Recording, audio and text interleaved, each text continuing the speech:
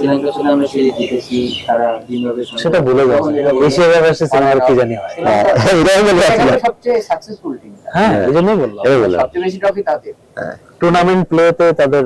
এবং আমি মানে ধরেন এটা যখন হয়েছে তখন আরেকবার আমি চেক করে দেখছি, মনে হয় 96 এর আশেপাশে তখন যে ব্যাপারটা ছিল। হ্যাঁ তারা তখনও জিতেছে এবং 2000 এর পরে 2008 হ্যাঁ এশিয়া কাপে ওরা ওই ওয়ার্ল্ড কাপ দেওয়ার আগে থেকে বাদ, এশিয়া কাপে ওরা খুব ভালো খেলে গেল, আগে থেকে তাদের মধ্যে কিছু একটা এবং তো এশিয়া কাপ জিতেছে টি20 ফাইনালে, তাই না? শ্রীলঙ্কা মানে ইন্ডিয়ার মনে হতে পারে যে একটু অধারাবাহিক, যেটা তুই বললি এশিয়া কাপের মতো জায়গায় গিয়ে পাঠান নিশাঙ্কা, কুশল মেন্ডিস, তারা তো মানে বাংলাদেশকে পেলে তো তাদের ব্যাটিংটা অনেকটা ওই নিশাঙ্কা আর কুশল মেন্ডিস। হ্যাঁ টপের উপর ডিপেন্ড করবে। মিডল অর্ডারে আসলাঙ্কা আবার আছে ভালো খেলে, রাসেল সামাকা, তার ওয়ানডে রেকর্ড ইনসেইন, কিন্তু টি20 তে এখনো ট্রান্সলেট করে নাই। বাট আমার মনে হয় না ওই রকম বড় স্কোরের ম্যাচ হবে যেখানে তার ওই লিটন দাসের রোলটাই প্লে করতে হবে। শেষের দিকে দাসুন সানাকে তার কামব্যাক করাইছে বাংলাদেশ সিরিজ, এরপর থেকে তাদেরও ফিনিশার নিয়ে problem. So basically top heavy, খুব টপ হেভি। হ্যাঁ ওই নিশাঙ্কা হয়তো ক্যারি করতে চাইবে, লম্বা নিশাঙ্কা লম্বা খেলে একদম ইজি হয়ে যায়।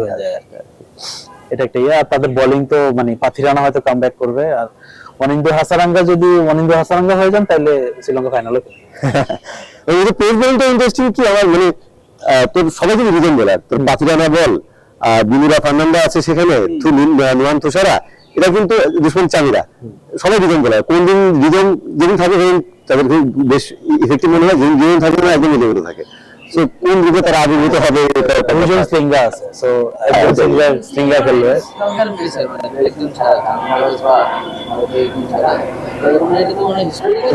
হ্যাঁ মালিঙ্গা এরকমই ছিল, বিদামের উপরে দিবে দুশ্মন্ত চামিরা যখন জায়গা পায় $1 মিলিয়ন, যে জায়গা থেকে লিফট করা, যে স্কিট করা, আবার মাঝে মাঝে এমন এরে গেল নেক্সট টাইম অপশন অত বাইরে।